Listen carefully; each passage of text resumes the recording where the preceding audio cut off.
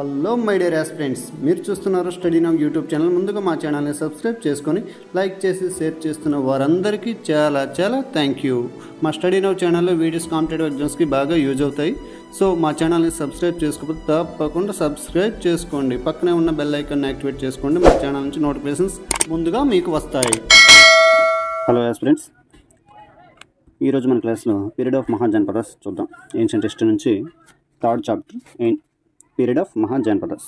అయితే మనం already last 2 క్లాసెస్లో ఏంటంటే డిస్కస్ చేసామండి, ఇండస్ వ్యాలీ సివిలైజేషన్. ఓకేనా, first chapter Indus valley civilisation discuss చేసాం.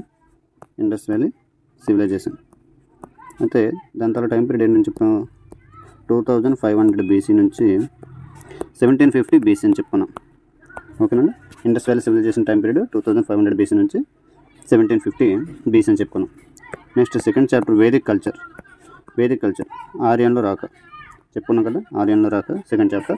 అందులో 2 చాప్టర్స్ ఉంటాయి, earlier Vedic civilisation and later Vedic civilisation. అయితే ఎర్లియర్ వేదిక్ సివిలైజేషన్ 1500 BC నుంచి 900 BC అండి. ఓకేనండి, 1500 BC నుంచి 900 BC. లేటర్ వేదిక్ 900 BC నుంచి 600 BC అండి. ఓకేనా, 600 BC. 1500 BC నుంచి 900 BC అండ్ 900 BC నుంచి 600 BC. ఇది first chapter and second chapter అండి. ఓకేనా, Indus valley civilisation first chapter, second chapter Vedic culture. ఓకేనా, అయితే ఇప్పుడు మనం డిస్కస్ చేయవలసిన చాప్టర్ ఏంటంటే పీరియడ్ ఆఫ్ మహాజనపదాస్. అయితే మహాజనపదాస్ ఎలా ఏర్పడ్డాయి, ఎప్పుడు ఏర్పడ్డాయి, అందులో ఇంపార్టెంట్ రాజ్యాలు ఏంటి, సామ్రాజ్యాలు ఏంటి అనేవి మనం చూసుకుందాం. ఓకేనా, third chapter period of mahajanapadas అండి. ఓకేనా, ఇక్కడ మనం చూసుకుంటే మహాజనపదాస్ ఏంటండి, మహాజనపదాస్ మ్యాప్ పాయింటింగ్ ఒకసారి చూసుకోండి. మహాజనపదాస్ ఎన్నని చెప్పిన మహాజనపదాస్ 16 అండి. ఆ 16లో అంగ, మగధ చూసుకుంటే, మల్ల, కాశీ, కోసల, వాత్స, పాంచాల, మత్స, శౌరసేన, అవంతి, షేడి, అస్మాక, ఓకేనండి, గాంధార, కంబోజ, కురు. ఓకేనా, అన్నీ చూసుకోండి. 16 మనకి ఎగ్జామినర్ మోస్ట్ ఇంపార్టెంట్ టాపిక్ అండి, అది మోస్ట్ ఇంపార్టెంట్.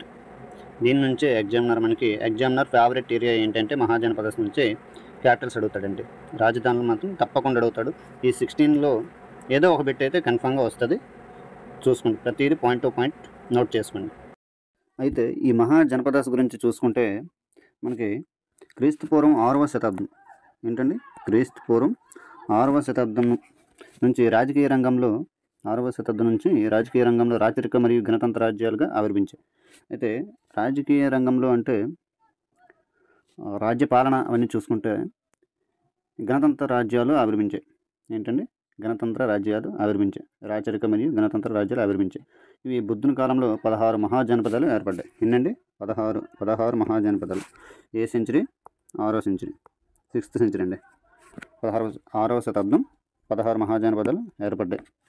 అయితే అందులో మొదటగా సుత్తపీఠిక నుంచి అంగుత్తరనికయ అనే గ్రంథంలో పేర్కొన్నాయి. ఇవన్నీ అందులో పేర్కొన్నాయండి, అంగుత్తరనికయ అనే గ్రంథంలో పేర్కొన్నాయి. నీ ఎగ్జామ్ పాయింట్ ఆఫ్ వ్యూ అడుగుతాడండి, మహాజనపదాస్ ఏ గ్రంథంలో పేర్కొన్నాయంటే సుత్తపీఠికలోని అంగుత్తరనికయ అనే గ్రంథంలో పేర్కొన్నాయి. ఓకేనా, సుత్తపీఠిక నుంచి అంగుత్తరనికయ అనే గ్రంథంలో పేర్కొన్నాయి. అయితే ఇందులో 14 రాచరిక వ్యవస్థ ఉండేవండి. మొత్తం ఇందులో 16 అనుకున్నాం కదా, అందులో 14 రాచరిక వ్యవస్థ అండి, రాచరిక వ్యవస్థ. ఇందులో ఇంకో 2 ఉండేవి కదా, ఇంకా 2 ఉంటాయి కదా. ఈ 2 గణతంత్ర వ్యవస్థ అండి. ఏంటవి, గణతంత్ర వ్యవస్థ. ఓకేనా, 2 గణతంత్ర వ్యవస్థ. ఆ 2 ఏంటంటే అవి వజ్జి అండ్ మల్ల అండి. ఏంటంటే అవి వజ్జి, మల్ల ఒకటి. ఓకేనా, ఆ 2 వజ్జి ఒకటి, మల్ల ఒకటి అండి. ఓకేనండి, ఒకసారి చూసుకోండి. మహాజనపదాస్ ఎప్పుడు ఏర్పడ్డాయి, మహాజనపదాస్ 6వ శతాబ్దం, 6th సెంచరీ అండి. ఈ మహాజనపదాస్ గురించి ఎందులో పేర్కొన్నారంటే సుత్తపీఠికలోనే అంగుత్తరనికయ అనే గ్రంథంలో పేర్కొన్నారు. అయితే ఇందులో 16 మహాజనపదాస్ బుద్ధుని కాలంలో 16 మహాజనపదాస్ ఏర్పడ్డాయండి. అందులో 14 రాచరిక వ్యవస్థ ఉండేది, 2 గణతంత్ర వ్యవస్థ అండి. అయితే ఆ 2 గణతంత్ర వ్యవస్థ ఏంటంటే రాజ్యాలు అంటే వజ్జి ఉంది, సెకండ్ వన్ మల్ల ఒకటి. ఓకేనండి, ఫస్ట్ది వజ్జి ఉన్న, సెకండ్ది మల్ల. ఓకేనా, అయితే ఈ వజ్జి అండ్ మల్ల అనేవి మన భారతదేశంలో ఇటు సైడ్ ఉన్నాయంటే మనం చూసుకుంటే వింధ్య పర్వతాలకు ఉత్తరంగా ఈశాన్య సరిహద్దుల నుండి బీహార్ వరకు విస్తరించి ఉండేవండి. ఓకేనండి, వింధ్య పర్వతాలకు ఉత్తరంగా అండ్ ఈశాన్య సరిహద్దులకి బీహార్ వరకు విస్తరించి ఉండేవి. ఓకేనా. అయితే మనం చూసుకుంటే 16 మహాజనపదాలు ఉన్నాయి కదండి. అందులో మనకి ఇంపార్టెంట్ రాజ్యాలు ఏంటంటే మొదటిది మగధ అండి, నెక్స్ట్ కోసల, నెక్స్ట్ వత్స, 4వది అవంతి అండి. ఈ 4 బలమైన రాజ్యాలుగా ఉండేవి. అయితే రాజకీయ ఆధిపత్యం కోసం జరిగిన చతుర్ముఖ పోటీల్లో మగధ రాజ్యం మొదటగా వచ్చిందండి. ఓకేనా. మగధ రాజ్యం మహాజనపదంగా నిలిచింది. మగధ రాజ్యం మిగిలిన రాజ్యాలపై తన ఆధిపత్యం నిరూపించుకుందండి. అయితే ఈ మహాజనపదాస్ గురించి శ్రీమతి రైస్ డేవిడ్స్ అనేవారు తన రచనలో 16 మహాజనపదాల గురించి చెప్పారండి. నెక్స్ట్ గ్రీకు చరిత్రకారుడైన హెరోడోటస్ తన హిస్టారికా అనే గ్రంథంలో ఈ 16 మహాజనపదాస్ గురించి వివరించాడు. ఓకేనండి. అయితే క్రీస్తు పూర్వం 6వ శతాబ్దంలో ముఖ్యంగా 2 రకాలుగా అభివృద్ధి జరిగింది. మనకి ఏంటంటే రాజకీయ అభివృద్ధి అండ్ నెక్స్ట్ మతపరమైన అభివృద్ధి అండి. రాజకీయ అభివృద్ధి, నెక్స్ట్ మతపరమైన అభివృద్ధి. అయితే ముఖ్యంగా ఇనుము వాడకం పెరగడం వలన 16 మహాజనపదాలు ఆవిర్భించాయండి. ఓకేనా. అయితే మనకి బీహార్ అండ్ యూపీ ఎక్కువ ఎక్కడ ఉన్నాయండి? మహాజనపదాస్ బీహారు మరియు యూపీలోనే ఉన్నాయండి. ఓకేనా.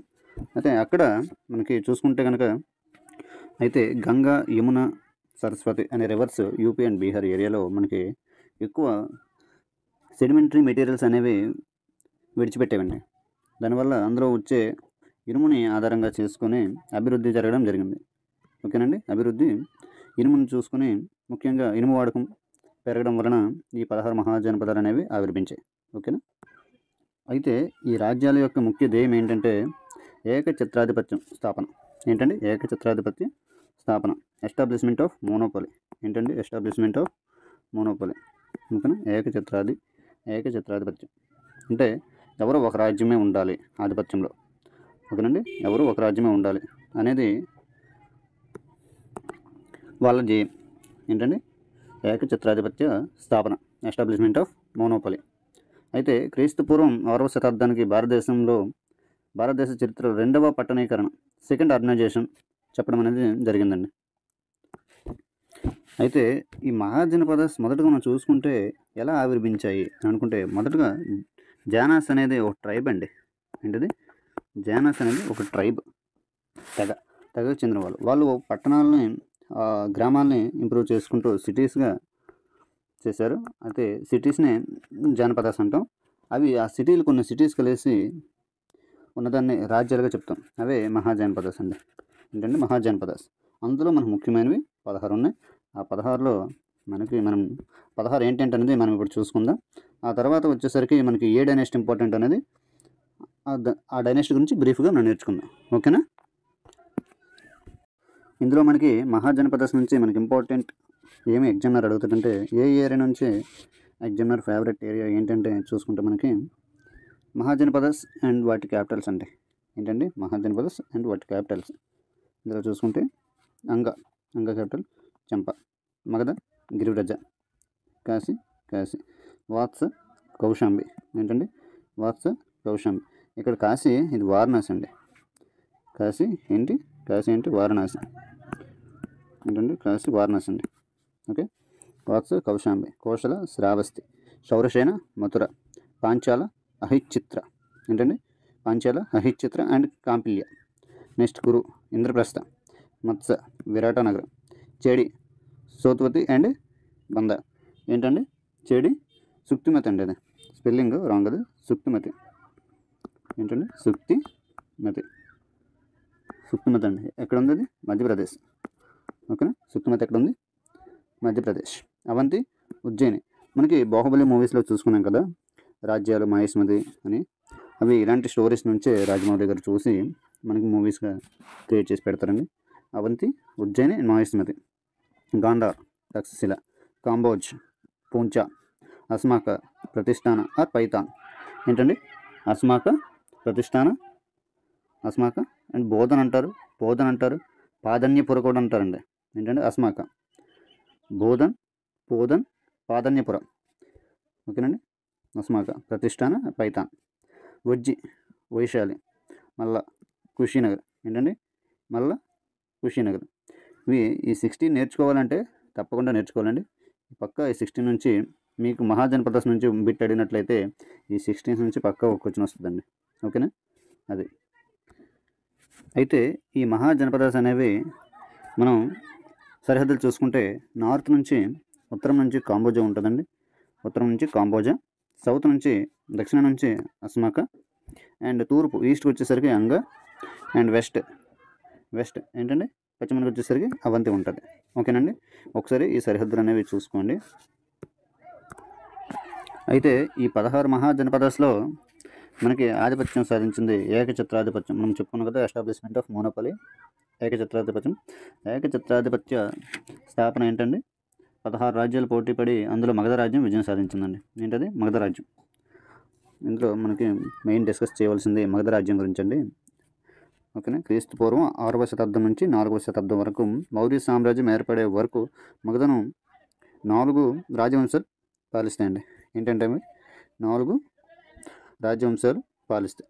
ఆ 4 రాజవంశాలు ఏంటి దాని చరిత్ర ఏంటి అనేది మనం చూసుకుంటే, మొదటిది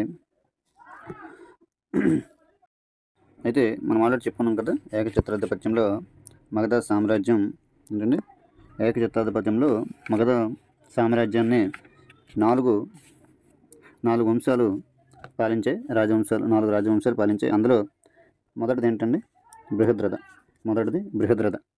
రెండవది హర్యాంక, మూడవది శిశునాగ, నాలుగవది నంద అండి.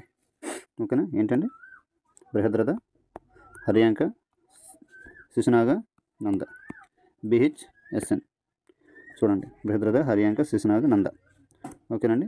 ఈ ఆర్డర్ గుర్తుపెట్టుకోండి.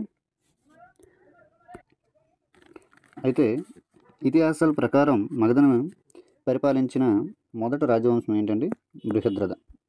అది ఇతిహాసాల ప్రకారం అండి. మన చరిత్ర ప్రకారం అంటే హర్యాంకనండి. భారతదేశ చరిత్రలో చారిత్రకంగా మగధను పరిపాలించిన మొదటి రాజ్యం అనగానే హర్యాంక డైనస్టీ అండి. ఓకేనా?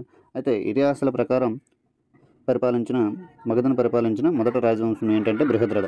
అయితే దీన్ని స్థాపించింది బృహద్రథుడు అండి. ఎవరండి? బృహద్రథుడు. అయితే ఇందులో గొప్పవాడు జరాసంధుడు, చివరివాడు లాస్ట్ ఎవరండి, రింపుంజయుడు అండి. లాస్ట్ వాడు రింపుంజయుడు. ఈ రింపుంజయుడిని బింబిసారుడు చంపేసి, రింపుంజయుడిని ఎవరైనా చంపుతారు, బింబిసారుడు చంపి హర్యాంక డైనస్టీని స్టార్ట్ చేస్తాడండి. ఇదేంటండి, హర్యాంక డైనస్టీని. ఓకేనా? హర్యాంక డైనస్టీని స్టార్ట్ చేస్తాడు. అయితే వీళ్ళ తాలూకా ఈ బృహద్రథ డైనస్టీ వంశం, బృహద్రథ వంశం తాలూకా క్యాపిటల్ మనం చూసుకుంటే గిరివ్రజ అండి. ఏంటండి, గిరివ్రజ. ఓకేనా? క్యాపిటల్ ఏంటండి, గిరివ్రజ అండి. అయితే అది మనం ఒకసారి చూసుకుంటే బృహద్రథ అనేది ఇతిహాసాల ప్రకారం మగధను పరిపాలించిన మొట్టమొదటి రాజవంశం. ఫస్ట్ పాయింట్ అది. అయితే ఫౌండర్ ఎవరు, బృహద్రథ. ఇందులో గొప్పవాడు జరాసంధుడు, చివరివాడు రిపుంజయుడు. ఈ రిపుంజయుడిని బింబిసారుడు చంపి హర్యాంక డైనస్టీని స్థాపిస్తాడండి. అయితే బృహద్రథ క్యాపిటల్ మనం చూసుకుంటే అది గిరివ్రజ. ఓకేనండి? నెక్స్ట్ మనం చూసుకుంటే మగధ ఎంపైర్ని మనం భారతదేశ చరిత్రలో చారిత్రకంగా మగధను పరిపాలించిన మొదటి రాజ్యవంశం ఏంటంటే హర్యాంక అండి. ఏంటండి, హర్యాంక. రెండోది శిశునాగ, మూడోది నంద, నాలుగోది ఇక్కడ మనం చెప్పుకుంటే మౌర్యన్ అంటారండి. నాలుగోది మౌర్యన్. ఓకేనా? నాలుగోది మౌర్యన్ అండి. అయితే హర్యాంక డైనస్టీని ఎవరు స్థాపించారని చెప్పాం, బింబిసారుడు కొడుకు అజాతశత్రు అండి. అయితే హర్యాంక డైనస్టీలో చివరివాడు ఉదయన్. నెక్స్ట్ శిశునాగ చూసుకుంటే శిశునాగ డైనస్టీలో ఎవరు స్థాపించారంటే శిశునాగుడు అండి. చివరివాడు కాలాశోక. నంద డైనస్టీని ఎవరు స్థాపించారంటే మహాపద్మనందుడు. లాస్ట్ వాడు చివరివాడు దానానందుడు అండి. ఓకేనా? ఇక్కడ మనం చూసుకుంటే నాలుగోది మౌర్యన్ అన్నాం కదా, దాన్ని స్థాపించిన వాడు ఎవడంటే చంద్రగుప్త మౌర్య అండి. ఎవరు? చంద్రగుప్త మౌర్యుడు. ఈయన ఫౌండర్ అండి దేనికి, మౌర్యన్ ఎంపైర్కి. ఓకేనా? అయితే మనకి హర్యాంక డైనస్టీ భారతదేశ చరిత్రలో చారిత్రకంగా మగధను పరిపాలించిన మొదటి రాజ్యవంశంగా ప్రసిద్ధిగాంచింది. ఏంటండి, ప్రసిద్ధిగాంచింది. హరియంక వంశం గురించి చూసుకుంటే పితృహంతక వంశం అని కూడా పిలుస్తారండి. ఏంటండి? పితృహంతక వంశంగా కూడా పిలుస్తారు. ఎవరిని? హరియంక డైనెస్టీని. అయితే మగధను పాలించిన రెండవ వంశంగా ఈ వంశ స్థాపనతో మగధ రాజ్య విజృంభణ గట్టి పునాదులు పడ్డాయి. ఏంటండి? మగధను పాలించిన రెండవ వంశంగా పేరుగాంచింది ఈ వంశ స్థాపనతో మగధ రాజ్యం గట్టి పునాదులు పడ్డాయని చెప్పబడ్డాయండి. ఓకేనా? దీని ఫౌండర్ బింబిసారుడు అండి. బింబిసారుడు కుమారుడు. నెక్స్ట్ వచ్చినవాడు అజాతశత్రువు, నెక్స్ట్ ఉదయనుడు, నెక్స్ట్ నాగదాసుడు. ఇక్కడ హరియాంక డైనాసిటీని పితృహంతక వంశంగా ఎందుకు పిలువబడ్డదంటే బింబిసారుడు ఫౌండర్ అయితే తన కుమారుడైన అజాతశత్రువు బింబిసారుడిని చంపి వంశాన్ని స్థాపించాడండి. అయితే ఉదయనుడు ఉన్నాడు కదా, అజాతశత్రువు యొక్క కుమారుడు ఉదయనుడు అజాతశత్రువుని చంపి వంశాన్ని స్థాపించబడడం జరిగింది. ఓకేనా? అందువలనే పితృహంతక వంశంగా పేరుగాంచింది. హరియాంక డైనాసిటీ యొక్క ఫౌండర్ బింబిసారుని గురించి మనం ఇప్పుడు చూసుకుందాం. అయితే బింబిసారు గురించి మనం చూసుకుంటే ఇతను హరియాంక వంశ స్థాపకుడు అండి. అండ్ నెక్స్ట్ ఇతడు బుద్ధుడు మరియు వర్ధమాన మహావీరులు సమకాలికుడు. ఏంటండి? బుద్ధుడు మరియు వర్ధమాన మహావీరులు సమకాలికుడు. అంతేగాని ఈయన జైనిజం సంబంధించి జైన మతం పొందాడని లేదా బౌద్ధ మతం పొందాడని ఏ చారిత్రక పుస్తకాల్లో మనకు లేదు. ఓకేనా? ఇతని కాలంలో మగధ రాజ్యం ఏంటంటే ఇతని కాలంలో మగధ రాజధానిగా ఏంటి ఉండేది? గిరివ్రజ. ఏంటండి? గిరివ్రజ ఆర్ రాజగృహ ఉండదండి. గిరివ్రజ రాజగృహ సోన్ నది ఒడ్డున ఉండేదండి. ఎక్కడండి? సోన్ నది ఒడ్డున ఉండేది. సోన్ నదిని బంగారం ప్రవహించే నది అని అంటారు. ఇతడు వివాహ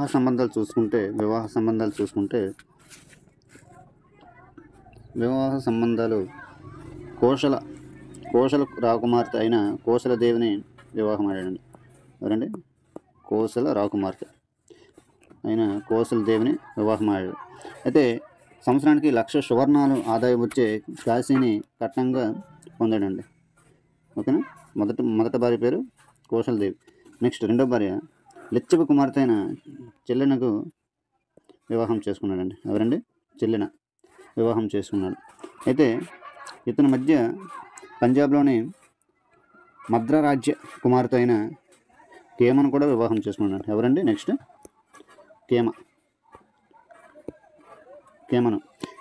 కేమను కూడా వివాహం చేసుకున్నాడండి. మొత్తం ఎంతమంది అండి? 3 భార్యలండి. మొదటగా కోశల రాకుమార్తె అయిన కోశలదేవిని ఎలా కట్నం తీసుకున్నాడంటే సంవత్సరానికి 1,00,000 సువర్ణాల ఆదాయం వచ్చే కాశీని కట్నంగా తీసుకున్నాడు. నెక్స్ట్ లిచ్చవి కుమార్తె అయిన చెల్లెనను వివాహం చేసుకున్నాడు. నెక్స్ట్ మూడవది ఎవరంటే ఇతను మధ్య పంజాబ్లోని మిడిల్ పంజాబ్లోని మద్ర రాజ్యం, ఆ రాజ్యం పేరు ఏంటంటే మద్ర రాజ్యం కుమార్తె అయిన కేమను వివాహం చేసుకున్నాడండి. ఓకేనండి? అయితే బింబిసారుడు వివాహ సంబంధాల ద్వారా దండయాత్రల ద్వారా మగధ సామ్రాజ్యాన్ని విస్తరింపజేశాడు. అయితే బింబిసారుడు మొట్టమొదటిసారిగా భారతదేశంలో సిద్ధ సైన్యం రెగ్యులర్ అండ్ స్టాండింగ్ ఆర్మీ ఏర్పరిచి సేనియా శ్రేణిక అనే బిరుదుని పొందాడు.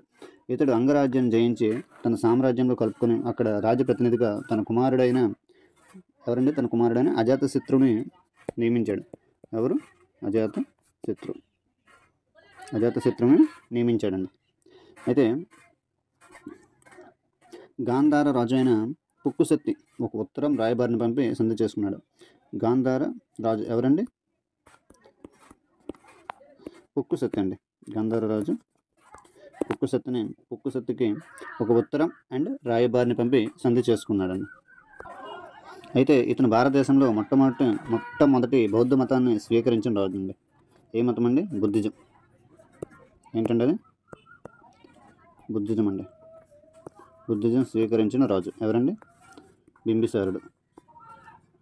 ఓకేనండి? బింబిసారుడు. అయితే ఇతని ఆస్థాన వైద్యుడు ఎవరండి? జీవకుడు అండి. ఎవరండి? జీవకుడు. ఈయన ఎవరంటే బ్రదర్ ఆఫ్ బింబిసారుడు అండి. బింబిసారుని యొక్క అందముడు ఎవరు? జీవకుడు. బుద్ధునికి కూడా వ్యక్తిగత వైద్యుడు. ఎవరు? జీవకుడు. ఇతని మెడిసిన్ కింగ్ లేదా థ్రైస్ క్రౌన్డ్ ఫిజిషియన్ అంటారు. ఏమంటారండి? మెడిసిన్ కింగ్ ఎవరిని అంటారు? మనకి ఎగ్జామ్ పాయింట్ ఆఫ్ వ్యూలో అడుగుతాడండి. బింబిసారుని యొక్క ఆస్థానంలో ఉన్న మెడిసిన్ కింగ్ అని ఎవరిని అంటారంటే జీవకుడు అండి. అయితే మూల సర్వాస్తివాద గ్రంథం ప్రకారం జీవకుడిని బింబిసారుడు అవంతి రాజు అయిన ఏ గ్రంథం అండి? మూల సర్వాస్తివాద గ్రంథాల ప్రకారం జీవకుడిని బింబిసారుడు అవంతి రాజు అయిన చండ ప్రద్యుత్నుడి ఎవరండి? చండ ప్రద్యుత్నుడు దగ్గరకు కామెర్ల వ్యాధి జాండీస్ చికిత్స కోసం పంపాడు. ఎవరిని పంపాడు? జీవకుడు. ఎవరు పంపారు? బింబిసారుడు. అయితే బింబిసారుడు మరియు చలనకు జన్మించినవాడు అజాతశత్రువు అండి. ఎవరండి? బింబిసారుడికి మరియు చలనకి జన్మించినవాడు అజాతశత్రువు. అయితే బింబిసారుడిని తన కొడుకైన అజాతశత్రువు జైలు పంపగా అక్కడే బింబిసారుడు మరణించాడు. అయితే నెక్స్ట్ పాయింట్ చూసుకుంటే భారతదేశ చరిత్రను మొట్టమొదటిసారిగా సిద్ధ సైన్యాన్ని రెగ్యులర్ అండ్ స్టాండింగ్ ఆర్మీని ప్రవేశపెట్టాడు. అండ్ భారతదేశ చరిత్రలో మొట్టమొదటిసారిగా బౌద్ధ మతాన్ని స్వీకరించిన రాజుగా బింబిసారుడు చెప్పబడ్డాడు. నెక్స్ట్ ఇతను గౌతమ బుద్ధునికి సమకాలికుడు. ఎవరికి అంటే సమకాలికుడు? గౌతమ బుద్ధుడికి అండ్ వర్ధమాన మహావీరులకి సమకాలికుడు.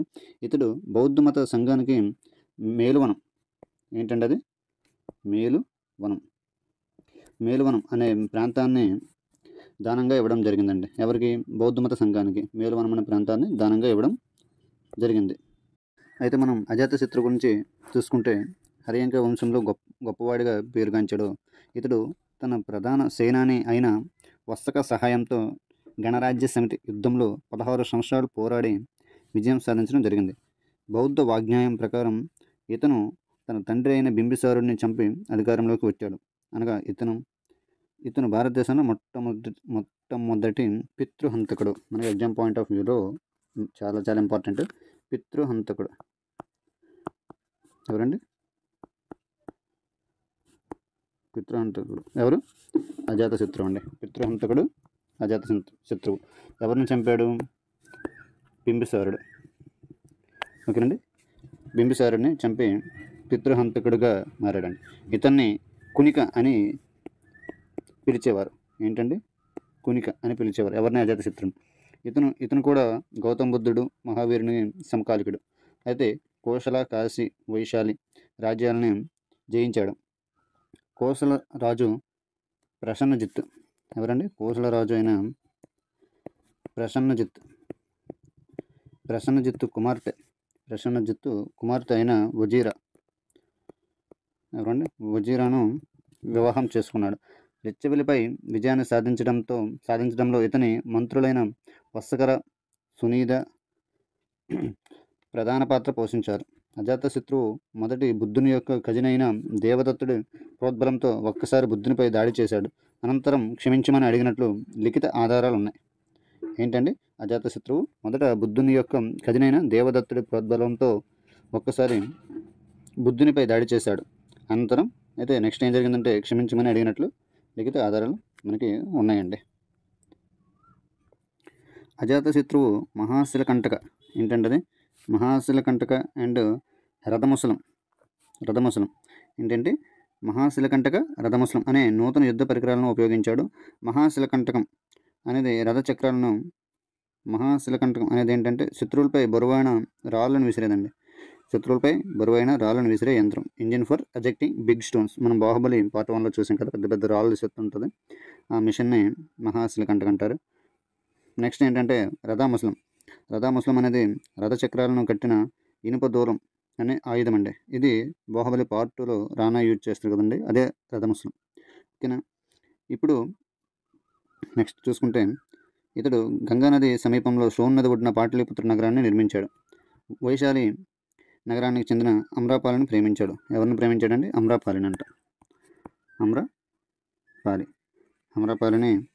ప్రేమించాడు. రాజగృహకు 4 వైపులుగా 4 లోహ చైత్యాలను నిర్మించాడు. క్రీస్తుపూర్వం 483లో మొదట బౌద్ధ సంగీతని ఇతని రాజధాని అయిన రాజగృహంలో నిర్మించాడు. ఏంటంటే అది ఏం చెప్తుందంటే 483లో ఫస్ట్ బుద్ధిస్ట్ కౌన్సిల్ గురించి చెప్తాను. ఫస్ట్ బుద్ధిస్ట్ కౌన్సిల్ ఎక్కడైందండి? రాజగృహ. ఎక్కడ? రాజగృహ. ఎవరు ఆధిపత్యం, ఎవరు అధ్యక్షత అంటే అజాతశత్రు అండి. అజాతశత్రు. అయితే ఇతను రాజధాని అయిన రాజగృహంలో నిర్మించడం అనేది జరిగింది. దీనికి అధ్యక్షత వహించిన మహాకశ్యపుడు అండి. ఎవరండి? మహాకశ్యపుడు.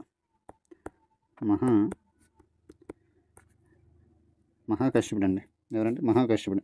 ఇతని తర్వాత రాజ్యానికి వచ్చింది ఉదయనుడు అండి. ఎవరు? ఉదయనుడు.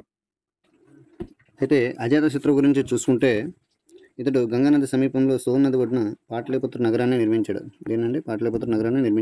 వైశాలి నగరానికి చెందిన అమ్రపాలిని ప్రేమించాడు. రాజగృహకు 4 వైపులుగా 4 లోహ చైత్యాలను నిర్మించాడు. క్రీస్తుపూర్వం 483 అండి. క్రీస్తుపూర్వం 483 మొదటి బౌద్ధ సంగతిని ఫస్ట్ బుద్ధిస్ట్ కౌన్సిల్ ఎక్కడ నిర్మించాడో? రాజగృహలో నిర్మించాడు. ఎవరి అధ్యక్షతతో? మహాకశ్యపుడు అధ్యక్షంతో. ఇతని తర్వాత రాజ్యానికి వచ్చింది ఉదయనుడు. ఓకేనండి. అయితే ఇతడు తన ఆస్థాన రాజ్య నర్తకి అయిన అమ్రపాలి ప్రోద్బలం వలన బుద్ధుని స్వయంగా సందర్శించి బౌద్ధ మతాన్ని స్వీకరించినట్లుగా బార్హుత్ శిల్పం ద్వారా చరిత్రకారులు గుర్తించాడు. ఓకేనండి. బుద్ధుడు భగవంతుడు అనేవారు క్షత్రియులైతే నేను కూడా క్షత్రియుడిని అని అజాతశత్రు పలికాడు. అయితే ఏమని అడుగుతాడు ఎగ్జామ్ పాయింట్ ఆఫ్ వ్యూలో? బుద్ధుడు భగవంతుడు అనేవారు క్షత్రియులైతే నేను కూడా క్షత్రియుడిని ఎవరు చెప్పారనేసి ఎగ్జామ్ పాయింట్ ఆఫ్ వ్యూలో అడుగుతాడు. అయితే మనకి దీని ఆన్సర్ అజాతశత్రువు. ఎవరండి? అజాతశత్రువు. ఇతడు బుద్ధుని మరణాంతరం రాజగృహంలో బుద్ధుని అస్థికలను సేకరించి 12 ధాతుగర్భ స్తూపాలను నిర్మించాడు. ఎవరి అస్థికలండి? బుద్ధుని మరణాంతరం రాజగృహంలో బుద్ధుని అస్థికలను సేకరించి 12 ధాతుగర్భ స్తూపాలను నిర్మించాడు. ఎన్ని ధాతుగర్భ స్తూపాలను? 12 అండి. ఓకేనండి. అజాతశత్రువు తర్వాత మనకి నెక్స్ట్ వచ్చిన రాజా అంటే ఉదయనుడు అండి. ఈయనకి ఇంకో పేరు ఉదయభద్ర. ఇతను కూడా తన తండ్రి అజాతశత్రువుని చంపి రాజ్యానికి వచ్చాడు. ఈయన ఉన్నప్పుడు రాజధాని రాజగృహం నుండి పాటలీపుత్రానికి మార్చాడండి. ఎక్కడి నుంచి? రాజగృహం నుంచి. అజాతశత్రు తర్వాత నెక్స్ట్ వచ్చే రాజు ఎవరండి? ఉదయనుడు. అయితే ఉదయనుడు పాలించేటప్పుడు రాజగృహం నుండి పాటలీపుత్రానికి చేంజ్ చేశాడండి. ఎక్కడి నుంచి? రాజగృహం నుంచి పాటలీపుత్రకి చేంజ్ చేశాడు. ఇతను కూడా తన తండ్రి అజాతశత్రువుని చంపి రాజ్యానికి వచ్చాడండి. నెక్స్ట్ ఈయన తర్వాత వచ్చిన రాజు ఎవరంటే నాగదాసుడు. అయితే హరియంక డైనాసిటీలో చివరి రాజుగా నాగదాసుడు ఉంటాడండి. ఇతను హరియంక వంశంలో చివరివాడు. పురాణాల ప్రకారం నాగదాసుని దర్శకుడనే పేరుతో పిలిచేవారు. ఇతని దేవయానిని రాకుమార్తె ప్రేమించాడు. ఎవరినండి? దేవయానిని అనే రాకుమార్తెని ప్రేమించాడు. ఇతని పాలనలో విసుగు చెందిన ప్రజలు ఇతని సింహాసనం నుంచి దించి అతని మంత్రి అయిన శిశునాగుడిని రాజుగా నియమించుకున్నారు. ఎవరినండి? శిశునాగుడు. ఈయన రాజుగా అయ్యాక శిశునాగ వంశాన్ని స్థాపించాడండి. ఓకేనా? హరియంక డైనాసిటీ తర్వాత శిశునాగ డైనాసిటీ వస్తుందండి. హరియంక వంశం తర్వాత నెక్స్ట్ వచ్చిన వంశం ఎవరంటే శిశునాగ వంశం. ఆ వంశం తాలూకా ఫౌండర్ ఎవరంటే శిశునాగుడు అండి. ఈ వంశం మగధను పాలించిన 3వ రాజవంశం. ఏంటండి అది? శిశునాగం. ఎన్నోది? 3వది. ఓకేనండి. నెక్స్ట్ మనకి శిశునాగ వంశం గురించి చూసుకుంటే శిశునాగ వంశం అనేది మగధను పాలించిన 3వ రాజవంశం. దాని వంశ స్థాపకుడు ఎవరంటే శిశునాగుడు అండి. ఎవరు? శిశునాగుడు.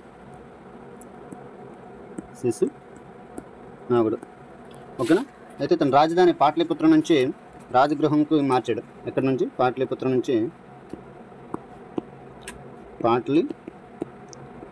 నుంచి రాజగృహం మార్చాడండి. రాజగృహం.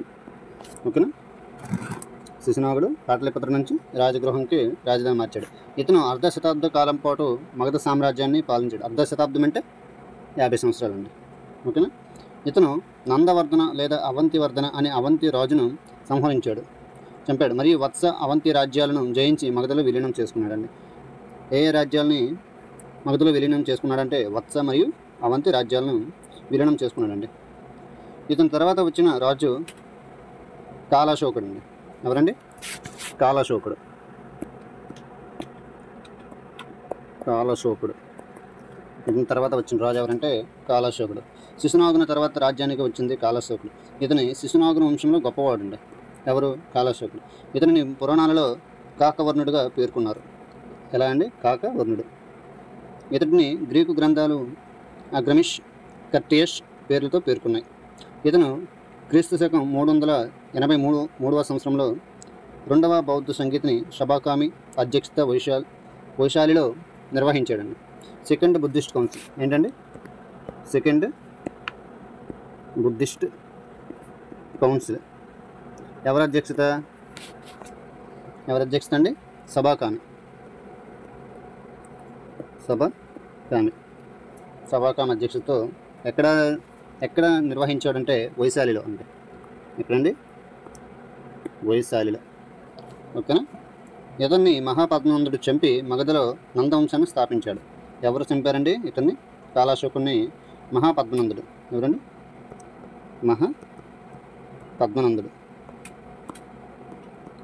మహాపద్మనందుడు చంపాడండి. మహాపద్మనందుడు. ఓకేనా? మహాపద్మనందుడు చంపి నందవంశాన్ని స్థాపించాడు. ఇతడు తన రాజధాని రాజగృహం నుండి వైశాలికి మార్చడం జరిగింది. ఎవరండి? కాలశోకుడు. మళ్ళీ రాజగృహం నుంచి వైశాలికి మార్చాడండి.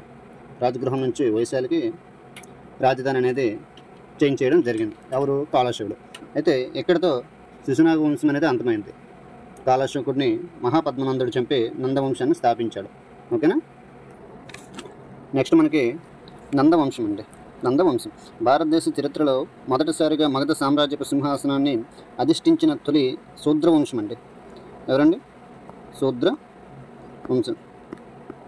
శూద్రవంశంగా పేరుగాంచింది. ఈ వంశం భారతదేశంలో కనిపించే మొదటి క్షత్రియేతర బ్రాహ్మణేతర రాజవంశం. మనకి రాజ్యవంశాలు ఏవైనా ఒకటి క్షత్రియులై ఉండాలి. ఎవరండి? క్షత్రియులై ఉండాలి, లేదా బ్రాహ్మణులై ఉండాలి. ఓకేనండి? బ్రాహ్మణులై ఉండాలి. అయితే ఇందులో వీళ్ళు శూద్రవంశం కాబట్టి ఈ వంశం భారతదేశంలో కనిపించే మొట్టమొదటి క్షత్రియేతర మరియు బ్రాహ్మణేతర రాజవంశం అండి. వీరు భారతదేశంలో మొదటిసారిగా కేంద్రీకృత పాలన వ్యవస్థను నెలకొల్పారు. అయితే నందవంశ స్థాపకుడు ఎవరని చూసుకుంటే మనకి మహాపద్మనందుడు అండి. ఎవరండి? మహాపద్మనందుడు. ఓకేనండి? మహాపద్మనందుడు. అయితే నందవంశ స్థాపకుడు మరియు గొప్ప పాలకుడిగా పేరుగాంచాడు. భారతదేశాన్ని మొట్టమొదటిసారిగా ఏకఛత్రాధిపత్యం క్రిందకు తీసుకువచ్చి పరిపాలించిన మొదటి భారతీయ పాలకుడిగా ప్రసిద్ధిగాంచాడండి. పరిశిష్ట పర్వం అనే గ్రంథం ఇతడిని వైశాక్షరుకులు సంతతి వాడిగా పేర్కొనబడింది. ఏ గ్రంథం అండి? పరిశిష్ట పర్వం. ఏంటండి అది? పరిశిష్ట పర్వం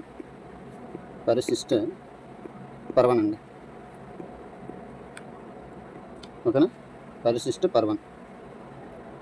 ఇతడిని పురాణాల హంతకుడు, దురాక్రమణదారుడిగా పేర్కొన్నాయి. ఇతడు గోదావరి నది ఒడ్డున నాందేడ్ పట్టణాన్ని నూతనంగా నిర్మించాడు. నాందేడ్ ఏంటండి అది?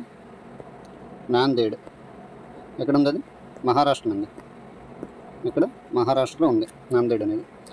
అయితే ఇతనికి రెండవ పరశురాముడు లేదా భార్గవుడుగా పిలువబడ్డాడు. ఎవరండి? రెండవ పరశురాముడు. సెకండ్ పరశురాముడుగా లేదా భార్గవుడుగా. ఎవరండి? భార్గవుడు. ఓకేనా? రెండవ పరశురాముడు, భార్గవుడు. ఇతను భారతదేశ చరిత్రలో మొట్టమొదటి సామ్రాజ్య నిర్మాతగా పిలువబడ్డాడు. బౌద్ధ గ్రంథాలు, పురాణాలు ఇతనిని అజ్ఞాత కృజుడు అని అభివర్ణించినవి. గ్రీకు రచనలో ఇతన్ని శూద్రుడు అని తెలిపింది. శూద్రుడు అంటే హీనజాతి కులం అండి. ఏంటంటే శూద్రుడు అంటే హీనజాతి కులం. శూద్రవంశం అన్నాం కదా, హీనజాతి కులం అనేది. ఓకేనా? హీనజాతి కులం శూద్రుడు అనేది. అయితే ఇతని బిరుదులు చూసుకుంటే, మహాపద్మనందుడి బిరుదులు చూసుకుంటే, బిరుదులు ఎగ్జామ్ పాయింట్ ఆఫ్ వ్యూలో చాలా ఇంపార్టెంట్ అండి. ఉగ్రసేనుడు. ఏంటండి? ఉగ్రసేనుడు, సర్వక్ష త్రాంతక, ఏకవీర, ఏక్రాట్. ఏంటండి? ఉగ్రసేనుడు, సర్వక్షత్రాంతక, ఏకవీర, ఏక్రాట్. ఓకేనండి? బిరుదులు చూసుకోండి. ఉగ్రసేనుడు అంటే అతిపెద్ద సైన్యం కలవాడండి. ఉగ్రసేనుడు అంటే అతిపెద్ద సైన్యం కలవాడనేసి. Next Sarvakshatrantaka Ekavira Ekrat. Next point Curtian Roman చరిత్రకారుడు. కర్టియస్ అండి. ఎవరు? కర్టియస్ రోమన్ చరిత్రకారుడు ప్రకారం ఇతని సైన్యంలో 2 లక్షల కాల్బలం, 60,000 అశ్వదళం, 3,000 గజదళం ఉండేవి. కారవేలని అతిగుంప శాసనం, ఏనుగు గుహ శాసనం ఉదయగిరి ప్రకారం ఇతడు కళింగ రాజ్యాన్ని జయించి తన సామ్రాజ్యంలో విలీనం చేశాడు. ఇక్కడి నుండి జైన విగ్రహాన్ని మగధకు తీసుకెళ్లాడు. అనంతర కాలంలో కారవేలుడు మగధను జయించి దానిని వెనక్కి తీసుకొచ్చాడు. అది పాయింట్ చూసుకుంటే ఏంటండి, 2 లక్షల కాల్బలం, 2 లక్షల కాల్బలం, 60,000 ఏంటండి అశ్వదళం, 3,000 గజదళం, 3,000 గజదళం ఉంటుంది. 3,000 గజదళం ఉండేవి. కారవేలిన హతిగుంప శాసనం ప్రకారం ఎవరండి? హతిగుంప. మనకి శాసనాలు చాలా ఇంపార్టెంట్ అండి, చూసుకోండి. హతిగుంప శాసనం ఇది ఎవరు వేయించారంటే కారవేలుడు అండి. కారవేలుడు హతిగుంప శాసనం ప్రకారం ఏనుగు గుహ శాసనం ఇది ఎక్కడ ఉందండి? ఉదయగిరి అండి. ఇక్కడ ఉంది, ఉదయగిరిలో ఉంది. ఓకేనా? ప్రకారం ఇతడు కళింగ రాజ్యాన్ని జయించి తన సామ్రాజ్యాన్ని విలీనం చేశాడు. ఇక్కడ నుండి జైన విగ్రహాన్ని మగధ తీసుకెళ్లాడు. అనంతర కాలంలో కారవేలుడు మగధను జయించి దానిని వెనక్కి తీసుకొచ్చాడు. ఇతను జైన మతాభిమాని. ఎవరు ఇతనంటే? మహాపద్మందుడు జైన మతాభిమాని. ఇతడు రాజధానిని వైశాలి నుండి పాటలీపుత్రం మార్చాడు. ఇతని ప్రధాన రాక్షసుడు. ఇతని ప్రధాన పేరండి అది రాక్షసుడు అనేది. ఓకేనా? అయితే ఇతను ఎక్కడి నుంచి చేంజ్ చేశాడండి? వైశాలి నుండి పాటలీపుత్రం చేంజ్ చేశాడు. చేశాడండి రాజధాని. నెక్స్ట్ మనకి నందవంశంలో చివరివాడు ధననందుడు. ఇతను అలెగ్జాండర్ సమకాలికుడు మరియు డయోడోరస్ అనే గ్రీకు రచయితచే అగ్రమిష్ కట్టేష్ అనే వర్ణింపబడినవాడు. ఓకేనండి. గ్రీకు చక్రవర్తి అలెగ్జాండర్ నంద సామ్రాజ్యాన్ని జయించుటకు సాహసించి సైనిక బలాన్ని చూసి వెనుక తగ్గాడండి. ఓకేనా? ఎవరి సైన్యాన్ని చూశాడు? ధననందుడి సైన్యాన్ని, నందవంశ సైన్యాన్ని చూసి అలెగ్జాండర్ వెనుక తగ్గాడు. ఇతని పాలనకు ఆధార గ్రంథం సోమదేవసూరి. ఏంటండి? సోమదేవసూరి రచించిన కథ సరిత్సాగరం అంటే కథ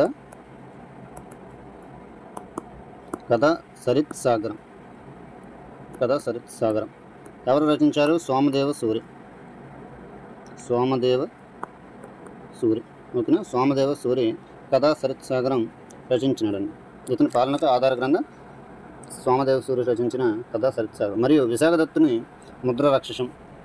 ఏంటండి? విశాఖదత్తుడు రచించిన ముద్ర రాక్షసం ఎవరు రచించాడు?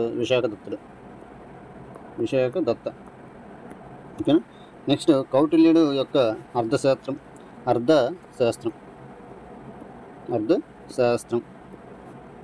ఎవరు రచించారు? కౌటిల్యుడు అండి. అర్థశాస్త్రం. వీటి ప్రకారం ధననందుని చంద్రగుప్త మౌర్యుడు చాణక్యుడు సహాయంచే ఓడించి క్రీస్తుపూర్వం 321వ సంవత్సరంలో మౌర్య సామ్రాజ్యాన్ని స్థాపించాడు. ఎప్పుడండి? 321వ సంవత్సరంలో మౌర్య సామ్రాజ్యాన్ని చంద్రగుప్త మౌర్యుడు. మీకు ఎగ్జామ్ పాయింట్లో ఒక క్వశ్చన్ ఎక్కడి నుంచి వస్తుందండి? ధననందుడిని ఓడించడానికి చంద్రగుప్తుడు ఎవరు సాయం తీసుకున్నాడంటే చాణక్యుడు అండి. ఎవరు? చాణక్యుడు సాయం తీసుకుని ధననందుడిని ఓడించాడు. ఓకేనా? ఇక్కడితో మగధ సామ్రాజ్యం అనేది పూర్తయిందండి. నెక్స్ట్ మనం చూసుకుంటే విదేశీ దండయాత్రలు, ఫారెన్ ఇన్వేషన్. షోడశ జనపదాలలో భారతదేశ వాయువ్య ప్రాంతాల్లో ఉన్న గాంధార రాజ్యంపై భారతదేశ చరిత్రలోని మొట్టమొదటిగా పెర్షియన్స్ పారసీకుల పేరుతో విదేశీ దండయాత్ర జరిగిందండి. ఎవరండి? పెర్షియన్స్. ఫలితంగా క్రమక్రమంగా భారతదేశంలో విదేశీయుల పాలనలోకి వెళ్ళసాగింది. భారతదేశం అనేది విదేశీయుల పాలనలోకి వెళ్ళసాగింది. ప్రధానంగా పర్షియన్లు, ఇరాన్లు మరియు అలెగ్జాండర్ తొలుతగా దండయాత్ర చేశారండి. ఎవరెవరు? Persians, Iran's and Alexander. అయితే పెర్షియన్స్ గురించి చూసుకుంటే ఒకప్పుడు పర్షియా దేశం నేడు ఇరాన్ పేరుతో పిలువబడుతుంది. ఆనాటి పర్షియాలో అధికారం కోసం 2 ప్రధాన రాజవంశాలు పోటీపడేవి. అవేంటని చూసుకుంటే అకామినిడ్, మొదటిది ఏంటండి? అకామినిడ్ అండి, అకామినిడ్. రెండవది ససానిడ్, రెండవది ఏంటండి? ససానిడ్. మొదటిది అకామినిడ్, రెండవది ససామినిడ్. భారతదేశంపై మొదటిసారిగా అకామినిడ్ రాజవంశాన్ని చెందిన పాలకులు దండయాత్ర చేయడం జరిగింది. ఓకేనండి. అయితే ఇందులో మొట్టమొదటిసారిగా మనకి ఎవరు దండయాత్ర చేయడం జరిగిందంటే భారతదేశంపై మొట్టమొదటిసారిగా అకామినిడ్ రాజవంశానికి చెందిన సైరస్ ది గ్రేట్ అండి. ఎవరు? చాలా ఇంపార్టెంట్, మనకి ఎగ్జామ్ పాయింట్లో చాలాసార్లు అడిగాడు కూడా. సైరస్ ది గ్రేట్ అండి. ఓకేనా? సైరస్ ది గ్రేట్ భారతదేశంపై మొట్టమొదటిసారిగా అకామినిడ్ రాజవంశం చెందిన సైరస్ ది గ్రేట్ అనే పాలకుడు దండయాత్ర చేయడం జరిగింది. ఇతడు క్రీస్తుపూర్వం 540లో దండయాత్ర చేసి గాంధార ప్రాంతాన్ని ఆక్రమించడం జరిగింది. ఎప్పుడు? క్రీస్తుపూర్వం 540 సంవత్సరంలో దండయాత్ర చేసి గాంధార ప్రాంతాన్ని ఆక్రమించడం జరిగింది. ఇతడి యొక్క సామ్రాజ్యంలో కాబుల్ మరియు కాందహార్ ప్రాంతాలు కూడా కలిసి ఉండేవి. ఇతడు భారతదేశంపై దండయాత్ర చేసిన తొలి విదేశీ పాలకుడు పేరుగాంచాడు. అది మీకు చెప్పాను కదా, సైరస్ ది గ్రేట్. ఫారినర్స్ ఎవరు దండయాత్ర చేశారు? మొట్టమొదటిసారిగా విదేశీ దండయాత్ర ఎవరు చేశారంటే సైరస్ ది గ్రేట్. అంటే ఎగ్జామ్ ప్రీవియస్గా ఈ బిట్ అడిగాడు. ఓకేనా? అయితే నెక్స్ట్ వచ్చిన విదేశీ ఎవరని చూసుకుంటే మొదటి డేరియస్ అండి. ఎవరు? మొదటి డేరియస్ 1. మొదటి డేరియస్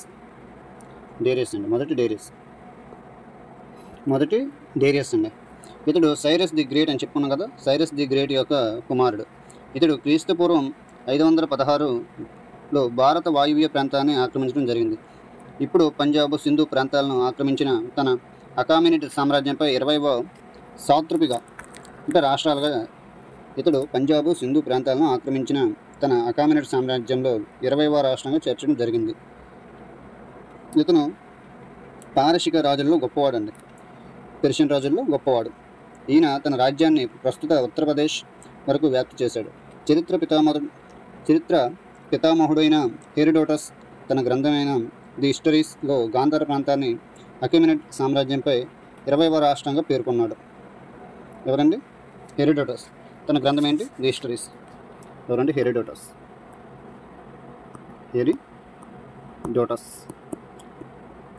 తన గ్రంథం ఏంటి? ది హిస్టరీస్ అండి. తన గ్రంథం ది హిస్టరీస్. ఇప్పుడు ఇతను పెర్సిపోలిస్ అనే నూతన నగరాన్ని నిర్మించి తన రాజ్యానికి రాజధానిగా చేసుకున్నాడు.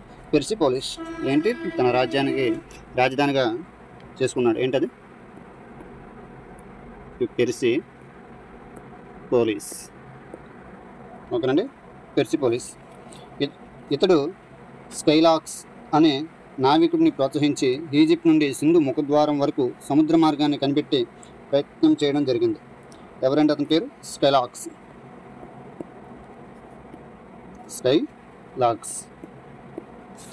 అండి. స్కైలాక్స్ అనే నావికుడిని ప్రోత్సహించి ఈజిప్ట్ నుంచి సింధు ముఖద్వారం వరకు సముద్ర మార్గాన్ని కనిపెట్టే ప్రయత్నం చేయడం జరిగిందండి. ఎవరు అతను? మొదటి డేరియస్. ఓకేనా? నెక్స్ట్ పెర్షియన్ మనం ఎవరైనా చూసుకుంటే కెరక్సస్ అండి. ఇతడు మొదటి డేరియస్ యొక్క కుమారుడు. ఇతడి కాలంలో క్రీస్తుపూర్వం 486లో డోర్నోపోలో యుద్ధంలో భారతీయ సైనికులు, పర్షియా సైనికుల సహాయంగా గ్రీకు సైన్యాలకు వ్యతిరేకంగా యుద్ధం చేసి విజయం సాధించడం జరిగింది. ఇప్పుడండి క్రీస్తుపూర్వం 486లో డోర్నోపోలే యుద్ధంలో డోర్నోపోలే ఎప్పుడు జరిగింది? 486 యుద్ధంలో భారతీయ సైన్యాలు పర్షియా సైన్యాలకు సహాయంగా గ్రీకు సైన్యాలకు వ్యతిరేకంగా యుద్ధం చేసి విజయం సాధించడం జరిగింది. నెక్స్ట్ వచ్చింది ఎవరంటే డేరియస్ 2, రెండవ డేరియస్ అండి. డేరియస్ 2. ఇతడు అయితే రెండవ డేరియస్ గురించి చూసుకుంటే ఇతడు 2 శాసనాలు వేయించాడు. అదేంటంటే పెర్సిపోలిస్, నక్స్ ఈ రోస్తమోకి. ఏంటండి పెర్సిపోలిస్ రెండవది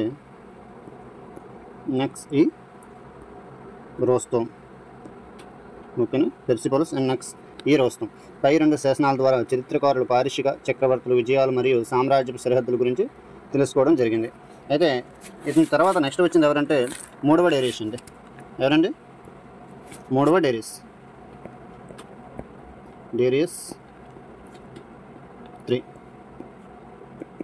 మూడవ డేరియస్ వచ్చాడండి. ఇతని తర్వాత అకమేనిడ్ వంశంలో చివరి వాడండి, ఇతను లాస్ట్ వాడు. ఇతనికి మరియు అలెగ్జాండర్కు క్రీస్తుపూర్వం 330లో గాగామేల లేదా అరబేల యుద్ధం జరగగా దానిలో అలెగ్జాండర్ గెలిచి గాంధార ప్రాంతాన్ని తన ఆధీనంలోకి తీసుకున్నాడండి. ఎప్పుడు? క్రీస్తుపూర్వం 330లో ఎవరెవరు జరిగింది? అలెగ్జాండర్కి మరియు మూడవ డేరియస్. ఓకే, అందులో అలెగ్జాండర్ యుద్ధంలో గెలిచాడు. ఏ యుద్ధం అండి అది? అరబేల యుద్ధం. గాగామేల లేదా అరబేల గాంధార ప్రాంతాన్ని తన ఆధీనం తీసుకున్నాడు అలెగ్జాండర్. ఈ విజయంలో అలెగ్జాండర్ పార్షికుల రాజధాని అయిన పెర్సిపోలిస్ని నాశనం చేయడం జరిగింది. ఏంటంటే పెర్సిపోలిస్ని అలెగ్జాండర్ నాశనం చేయడం జరిగింది. దీని ద్వారా భారతదేశంలో అకమేనిడ్ రాజవంశస్థుల పాలన పూర్తిగా అంతం కావడం జరిగింది. ఓకేనండి. అయితే పార్షికుల దండయాత్ర ఫలితాలను చూసుకుంటే భారతదేశానికి ఖరోష్ట లిపి అంటే ఏంటండి? కుడి నుంచి ఎడమకు రాసేది పరిచయం అయింది.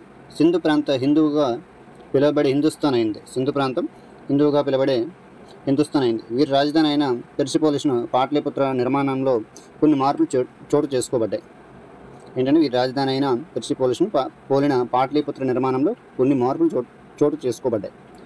పర్షియాకు మరియు భారతదేశానికి మధ్య వ్యాపార సంబంధాలు రూపుదిద్దుకున్నాయి.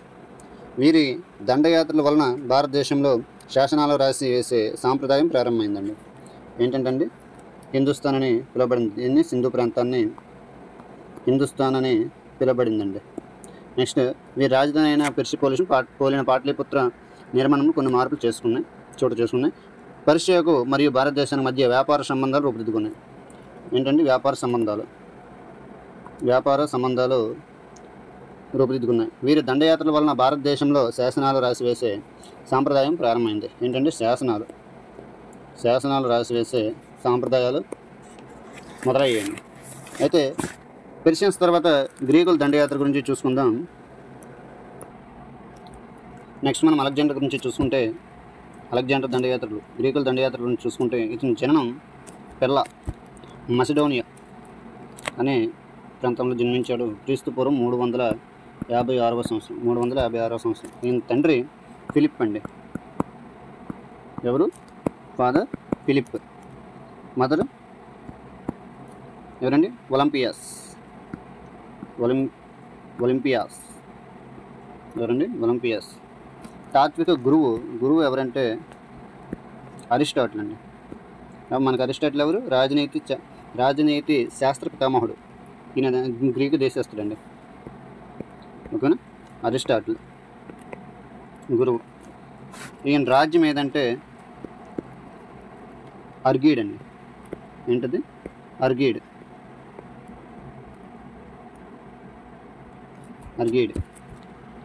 అయితే ఈయన బిరుదులు చూసుకుంటే అలెగ్జాండర్ ది గ్రేట్ అండి. ఈయన గురించి వివరించే గ్రంథం ఏంటంటే, గ్రంథం చూసుకుంటే అరియన్ యొక్క ఎవరండి? అరియన్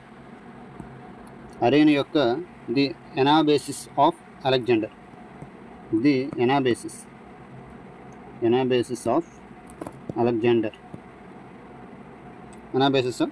భారతదేశంపై మొట్టమొదటి దండయాత్ర ఈయన చేత ఎప్పుడు జరిగిందంటే క్రీస్తుపూర్వం 327.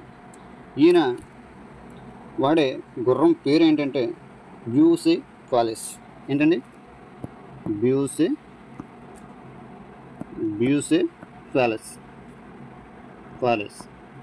బ్యూసెఫాలిస్. ఓకేనండి.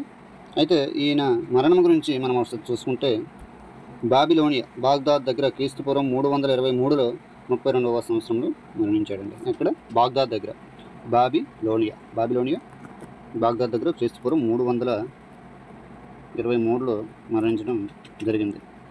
ఓకేనండి. అయితే అలెగ్జాండర్ దండెత్తే సమయంలో భారత పాలకులు చూసుకుంటే మగధ పాలకుడు ధననందుడు అండి. ధననందుడు. తక్షశిల పాలకుడు ఎవరండి? తక్షశిల పాలకుడు అంబి. ఎవరండి? అంబి. పంజాబ్ ప్రాంతం జీలం మరియు చీనాబ్ నదుల మధ్య ప్రాంతం ఉంది కదా, అక్కడ ఎవరంటే పురుషోత్తముడు అండి. పురుషోత్తముడు అండి. నెక్స్ట్ కాశ్మీర్ ప్రాంతం జీలంకు పక్కన గల ప్రాంతం ఎవరంటే అభిసరెన్ అండి, మరియు ఎంబి సారస్ అంటారు. ఓకేనా, ఎంబి సారస్ అని అంటారు. అయితే మగధ నుంచి ధననందుడు, తక్షశిల నుంచి అంబి. నెక్స్ట్ పంజాబ్ ప్రాంతం జీలం మరియు పంజాబ్ ప్రాంతం రాసుకుందాం. పంజాబ్ ప్రాంతం, ఇది కాశ్మీర్ ప్రాంతం. ఓకేనా, పంజాబ్ ప్రాంతం నుంచి పురుషోత్తముడు, కాశ్మీర్ నుంచి అభిసరెస్. ఓకేనండి.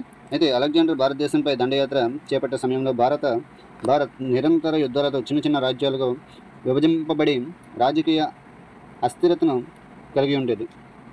దీనిని అదునుగా భావించి తన యొక్క యుద్ధ నైపుణ్యాలతో భారతదేశంలోని వాయువ్య ప్రాంతాన్ని మరియు ఉత్తర ప్రాంతంలో కొంత భాగాన్ని జయించాడు. ఎవరండి? అలెగ్జాండర్ భారతదేశంపై దండెత్తడానికి ముందు అంబి మరియు అభిసారుడు అనే పాలకులు అలెగ్జాండర్ను బొకారో ప్రాంతం వద్ద కలుసుకోవడం జరిగిందండి. ఎవరెవరు? అంబి మరియు అభిసారుడు. క్రీస్తుపూర్వం 326లో అలెగ్జాండర్ తక్షశిల రాజ్యంపై దండెత్తుతున్నాడని తెలిసి ఆ రాజ్య పాలకుడైన అంబి ఓడిపోయినట్లుగా చేతులెత్తి అలెగ్జాండర్కి స్వాగతం పలకడంతో పాటు భారత్లోని వివిధ రాజ్యాలను గెలవడానికి గల అవకాశాలను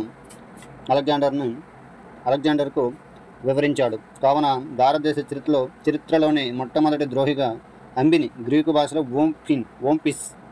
ఓంపిస్గా పిలుస్తారు. ఇక్కడ మనకి ఎగ్జామ్ పాయింట్ ఆఫ్ వ్యూలో బిట్ ఒకటి చూసుకుంటే భారతదేశ చరిత్రలోని మొట్టమొదటి ద్రోహిగా ఎవరిని పిలుస్తారంటే అంబినండి. ఎవరిని? అంబిని. అంబి ఇచ్చిన సమాచారంతో అలెగ్జాండర్ ఖైబర్ పాసెస్ గుండా భారతదేశానికి ప్రవేశించి పురుషోత్తముడిపై దండెత్తాడండి. పురుషోత్తముడు అంటే మనం ఆల్రెడీ చెప్పుకున్నాం కదా, పంజాబ్ ప్రాంతం జీలం మరియు చీనాబ్ నదుల మధ్య ప్రాంతం అనేసి, అక్కడ పాలించే రాజు పురుషోత్తముడు అండి. ఆయన పైన దండెత్తడం జరిగింది. అయితే క్రీస్తుపూర్వం 326వ సంవత్సరంలో అలెగ్జాండర్కు మరియు పురుషోత్తముకు హైడిస్పస్ జీలం నదిని హైడిస్పస్ అని పిలుస్తారు. సాంస్క్రిట్లో విశిష్ట అంటారండి. జీలం నదిని సాంస్క్రిట్లో విశిష్ట అంటారు. హైడిస్పస్ నది ఒడ్డున భీకరమైన యుద్ధం జరగగా దానిలో అలెగ్జాండర్ విజయం సాధించారు. పోరస్ యొక్క వీరత్వాన్ని మెచ్చుకుని తన రాజ్యాన్ని తనకే ఇచ్చివేసి సామంతుడిగా చేసుకున్నాడు. ఎవరిను? పురుషోత్తముడికి.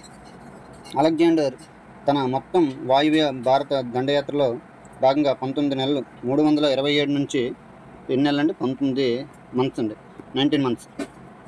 ఇప్పుడు 327 నుంచి 325 క్రీస్తుపూర్వం గడిపాడు. అయితే తన యొక్క లక్ష్యమైన మగధ సామ్రాజ్య దండయాత్రను చేపట్టకపోవడానికి కారణాలుగా తన సైనికులందరూ అప్పటికే తీవ్రమైన అలసట చెంది ఉండడం మరియు మగధ చక్రవర్తి అయిన ధననందుడి అత్యధిక బలశాలి అని తెలిసి 2 లక్షల సైన్యాన్ని పోషిస్తున్నాడని తెలిసి అలెగ్జాండర్ వెనుదిరిగి తన రాజ్యానికి ప్రయాణిస్తుండగా బాగ్దాద్ దగ్గర గల బాబిలోనియాలో మరణించడం జరిగింది. ఓకేనండి. ఒకసారి చూసుకున్న పాయింట్, అలెగ్జాండర్ తన మొత్తం వాయువ్య భారత దండయాత్రలో భాగంగా 19 నెలలు గడిపాడు. అయితే తన యొక్క లక్ష్యమైన మగధ సామ్రాజ్యం పైన దండయాత్ర చేయడానికి పూనుకోలేదు. కారణం ఏంటంటే తన సైనికులందరూ అప్పటికే తీవ్రమైన అలసట చెందారు. అండ్ మగధ చక్రవర్తి ధననందుడు అత్యధిక బలశాలి మరియు 2 లక్షల సైన్యం కూడా ఉంది. దాన్ని చూసి భయపడి అలెగ్జాండర్ వెనుదిరగడం జరిగింది. అయితే తన రాజ్యానికి ప్రయాణిస్తుండగా బాగ్దాద్ దగ్గర గల బాబిలోనియాలో మరణించడం జరిగింది. ఎక్కడండి? బాబిలోనియా దగ్గర మరణించడం జరిగిందండి. అలెగ్జాండర్ తాను జయించిన భారత్లోని 6 ప్రాంతాల్లో తన పాలకులను నియమించి వారందరిపై పర్యవేక్షణ బాధ్యతను సెల్యూకస్ నికేటర్కు అప్పగించాడు. ఎవరికి అప్పగించాడండి? సెల్యూకస్ నికేటర్ అండి. సెల్యూకస్ నికేటర్కి అప్పగించాడు. ఎవరికి అప్పగించాడు? అలెగ్జాండర్ తాను జయించిన భారత్లోని 6 ప్రాంతాలకు తన పాలకులను నియమించి వారందరిపై పర్యవేక్షణ బాధ్యతను సెల్యూకస్ నికేటర్కు అప్పగించాడు. అయితే అలెగ్జాండర్ మరణం తర్వాత నికేటర్ ఆ గ్రీకు ఆక్రమిత ప్రాంతాలన్నింటిలో సెల్యూసిడ్ సామ్రాజ్యాన్ని స్థాపించాడు. ఏ సామ్రాజ్యం అండి? సెల్యూసిడ్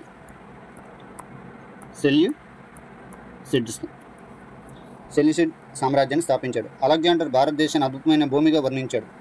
అలెగ్జాండర్ యొక్క జీవిత చరిత్రను ఒనేసిక్రిటస్ రచించాడు. ఎవరు రచించారండి?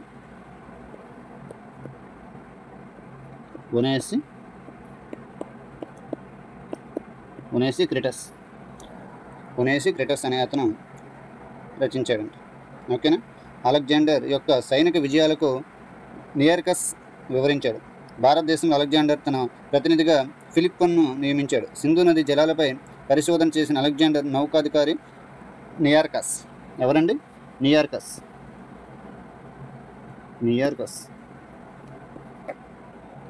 అండి. ఓకేనా? అయితే అలెగ్జాండర్ దండయాత్రపై చరిత్రకారులు ఏమేమి వ్యాఖ్యలు చేశారో మనం చూసుకుందాం. ఆర్సి ముజుందర్ ఏమన్నారంటే, ఆర్సి ముజుందర్ ఈ దండయాత్ర పెద్దగా చెప్పుకోదగిన సైనిక విజయం కాదు అని చెప్పారండి. నెక్స్ట్ విఎస్ స్మిత్ గారు ఏమన్నారంటే, అలెగ్జాండర్ తూర్పు మరియు పశ్చిమ దేశాల మధ్య అడ్డుగోడలను తొలగించడం చెప్పారండి. అండ్ నెక్స్ట్ అలెగ్జాండర్ భారతదేశం మీద జరిపిన దండయాత్రలు విజయవంతమైనవి అని చెప్పాడండి. ఏంటండి? అలెగ్జాండర్ తూర్పు మరియు పశ్చిమ దేశాల మధ్య అడ్డుగోడలను తొలగించడం చెప్పాడు. అండ్ నెక్స్ట్ అలెగ్జాండర్ భారతదేశం మీద జరిపిన దండయాత్రలు అన్నీ విజయవంతమైనవి అని చెప్పాడండి. అయితే నెక్స్ట్ ఎన్సి రాయ్ చౌదరి. ఎవరండి? ఎన్సి రాయ్ చౌదరి.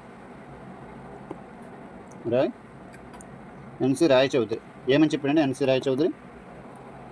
యూరోప్ ఖండంలో జన్మించి ఆఫ్రికా ఖండాన్ని జయించి ఆసియా ఖండంలో మరణించిన గొప్ప గ్రీకు యుద్ధ వీరుడు అని చెప్పాడండి. ఏంటండి ఇక్కడ ఏంటంటే వచ్చే యూరోప్ ఖండంలో జన్మించి ఆఫ్రికా ఖండాన్ని జయించి ఆసియా ఖండంలో మరణించిన గొప్ప గ్రీకు యుద్ధ వీరుడు అని చెప్పాడండి. ఏంటంటే గ్రీకు యుద్ధ వీరుడు అని చెప్పాడు. భారతదేశం పైకి అలెగ్జాండర్ తుఫాన్లాగా వచ్చి సుడిగాలిగా వెనుదిరిగాడని చెప్పాడండి. ఎవరు? అలెగ్జాండర్ తుఫాన్లా వచ్చి సుడిగాలిలో వెనుదిరిగాడని చెప్పాడండి. ఎవరు? ఎన్సి రాయ్ చౌదరి. అలెగ్జాండర్ యొక్క దండయాత్ర ఫలితాలు మనం చూసుకుంటే శ్రేణులు అనే వ్యాపార సంఘాలు ఏర్పాటైనాయండి. ఏంటంటే శ్రేణులు, గిల్డ్స్. ఏంటవి? శ్రేణులు అనే వ్యాపార సంఘాలు ఏర్పాటైన లోహంతో కూడిన నాణ్యాల ముద్రణ, ముఖ్యంగా పంచ్ మార్క్డ్ నాణ్యాలు, విద్దంక నాణ్యాలు అంటారు కదా, అవి అందుబాటులోకి వచ్చాయండి. నెక్స్ట్ మూడవది పరిశ్రమల ఏర్పాటు జరిగినదని బౌద్ధ గ్రంథమైన దిగనికయ చెప్పబడింది. పరిశ్రమల ఏర్పాటు జరిగినదని బౌద్ధ గ్రంథమైన దిగనికయలో చెప్పబడిందండి. నెక్స్ట్ భారత్కు గ్రీకుకు వాణిజ్య సంబంధాలు ఏర్పడ్డాయి. ఏంటండి? భారత్కు గ్రీకు వాణిజ్య సంబంధాలు. నెక్స్ట్ ఇండో గ్రీక్ శిల్పకళ లేదా గాంధార శిల్పకళ ఆవిర్భించింది. ఇండో గ్రీక్ శిల్పకళ లేదా గాంధార శిల్పకళ ఆవిర్భించింది. నెక్స్ట్ గాంధార శిల్పకళ గ్రీకుల కాలంలో ప్రారంభమై కుషనులు పాలించారు కదా, కుషన్ వంశం వాళ్ళు, ఆ కాలం వరకు అభివృద్ధి చెందిందండి. భారతీయుల ఆత్మ మరియు గ్రీకుల శరీర కలబోతగా మేళవించబడిన శిల్పకళ ఈ గాంధార శిల్పకళ. ఈ గాంధార శిల్పకళ అంటే ఏంటంటే భారతీయుల ఆత్మ మరియు గ్రీకుల శరీరం కలిసి చెక్కబడిందే గాంధార శిల్పకళ అండి. ఇది మహాయాన బౌద్ధమత అభివృద్ధికి పాటుపడింది. ఏంటంటే మహాయాన బౌద్ధమతం 2 విధాలుగా డివైడ్ చేయబడింది కదా, హీనయాన అండ్ మహాయాన. అందులో ఇది మహాయాన బౌద్ధమత అభివృద్ధికి పాటుపడిందండి. ఓకేనా? ఇక్కడితో మనకి విదేశీయుల దండయాత్ర పూర్తయింది. మనకి ఇంపార్టెంట్ ఎవరైనా చూసుకుంటే సైరస్ ది గ్రేట్, నెక్స్ట్ మొదటి డేరియస్, నెక్స్ట్ కెరెక్షన్, నెక్స్ట్ రెండవ డేరియస్, నెక్స్ట్ చివరివాడు మూడవ డేరియస్. పెర్షియన్లో చివరివాడు మూడవ డేరియస్ అండి. నెక్స్ట్ మనం అలెగ్జాండర్ గురించి చూసుకుందాం. అలెగ్జాండర్ ఏంటి యుద్ధాలు చేశాడు, ఎలా దండయాత్రలు స్టార్ట్ చేశాడు, ఎవరిని కలిశాడు, అంబి అండ్ మరియు అభిసారుడు, అక్కడ ఎవరితో యుద్ధం చేసి గెలిచాడు, ఎక్కడ చనిపోయాడు, ప్రతి విషయాన్ని మనం ఇక్కడ డిస్కస్ చేసుకున్నాం. అలెగ్జాండర్ దండయాత్రపై చరిత్రకారులు చేసిన వ్యాఖ్యలు ఏంటని చూసుకున్నాం. అలెగ్జాండర్ దండయాత్ర యొక్క ఫలితాలు కూడా చూసుకున్నాం. నెక్స్ట్ క్లాస్లో మనం మౌర్యన్ సామ్రాజ్యం గురించి కంప్లీట్ ఇన్ఫర్మేషన్ చూసుకుందామండి. ఓకేనా.